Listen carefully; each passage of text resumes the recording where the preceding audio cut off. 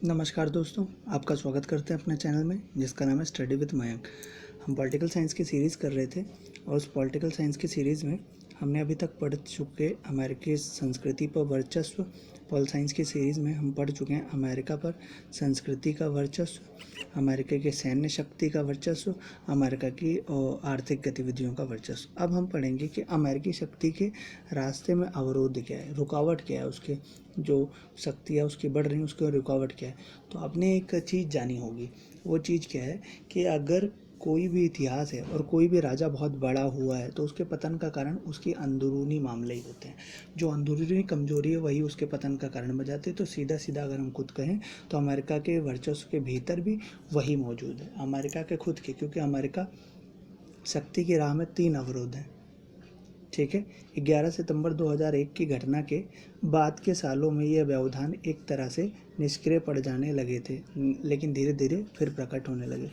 मतलब 11 दिसंबर 2001 को यह जो घटनाएं हुई थी, ये जो व्यवधान थे, ये ख़त्म हो रहे थे, परंतु धीरे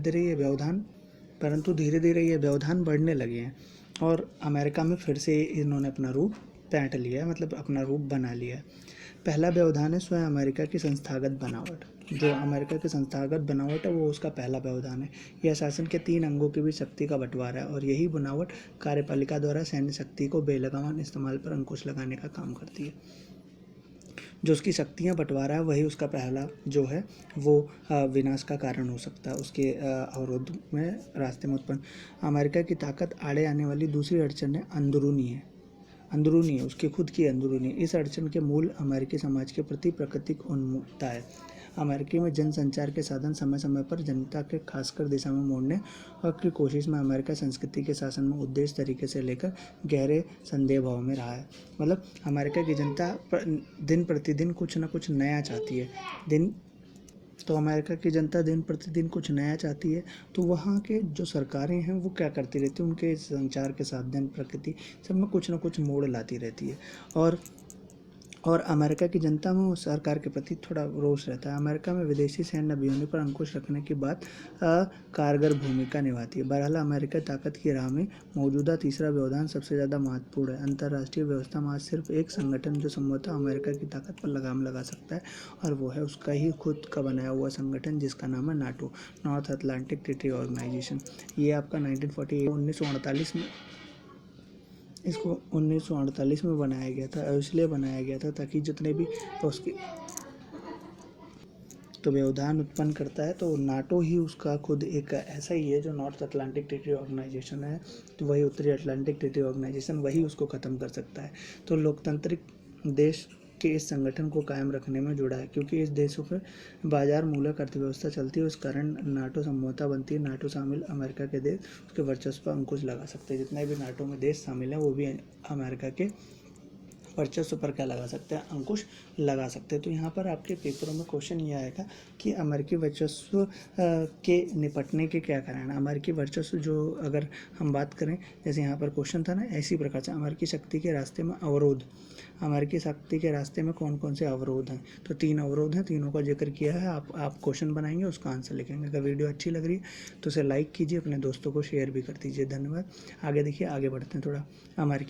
अमेरिका से भारत के संबंध कैसे हैं, इस कड़ी में बढ़ेंगे, बहुत अच्छा है।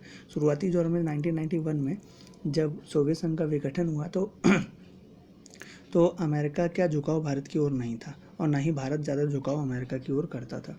लेकिन धीरे धीरे भारत ने यह पाया कि शीत युद्ध वह गुट निरपेक्ष आंदोलन के नाम पर अब अमेरिका के सामने अकेला खड़ा था। तो भारत ने अपने आप को अकेला और मित्रविहीन पाया। जब भारत ने अपने आप को अकेला और मित्रविहीन पाया ना, तो भारत ने सोचा अब हमें किसी न किसी देश से मित्रता करनी पड़ेगी। तो उसने मित्रता करने के लिए क्या किया, अंतर्राष्ट्रीय माहौलों में मित्रविहीन हो गया।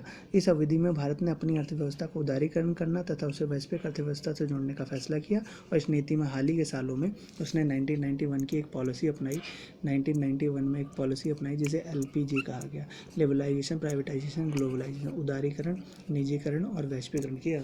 अब बाजारिक अर्थव्यवस्था से अपने आप को जोड़ने लगा। इसी दौरान ज़्यादातर उसका झुकाव रूस के साथ हुआ और रूस उसका एक अच्छा देश बन गया और आकर्षित आर्थिक और भारत एक विकसित देश, विकासशील देश था जो विकसित होने की ओर अग्रसर था। तो लोगों ने उसको बाजार के रूप में देखा और उससे मित्रता का हाथ बढ़ाया और अमेरिका ने भी यही किया। इस बात को ध्यान रखना चाहिए कि हाल ही के सालों में भारत और अमेरिका के संबंध बहुत अच्छे हुए हैं। आज जब हमारे बराक ओबामा राष्ट्रपति थे तब भी हमारे संबंध अमेरिका से बहुत अच्छे थे और जब हमारे डोनाल्ड ट्रंप बने हुए हैं तो इनसे भी हमारे बराक ओबामा है तो उनसे भी संबंध अच्छे थे और अब हमारे डोनाल्ड ट्रंप है तो उनसे भी संबंध अच्छे हैं। दरअसल भारतीयों से संबंध, भारत से अमेरिका के संबंध अच्छे होने के कारण अमेरिका का ही फ़ायदा है। पूछो क्यों? क्योंकि नासा में अगर हम बात करें, अमेरिकी एजेंसी है जो एक एजेंसी है जो सारे काम करती है अंतरिक्ष, तो ये जो है इस नासा में भारतीय ही पाए जाते हैं। जितने भी तकनीकी कर्मचारी उसमें से 35% हम बोइंग जो हमारा विमान है वो हमारे अमेरिका से आता है। सॉफ्टवेयर के 65% अमेरिका को ही जाता है। सॉफ्टवेयर क्षेत्र में भारत के कुल निर्यात का 65% अमेरिका को जाता है। सॉफ्टवेयर के क्षेत्र में 3 लाख लोग जो हैं सिलिकॉन वैली में काम करते हैं अमेरिका के। उसके बाद 15 जो महान फैक्ट्रियां लगी हुई हैं, मतलब 15 जो कंपनियों अमेरिका में बसी हुई हैं, उन सब कंपनियों में से 15 जो महान कंपनियों बसी हुई हैं, तो उन सब 15 कंपनियों में से स्टार्ट करने वाले 15% जो लोग होंगे वो भारतीय हैं। जो अगर 100 कंपनी 15 जो हैवी कंपनी है सब किसे भारत के लोगों ने क्या किए, स्टार्ट की है।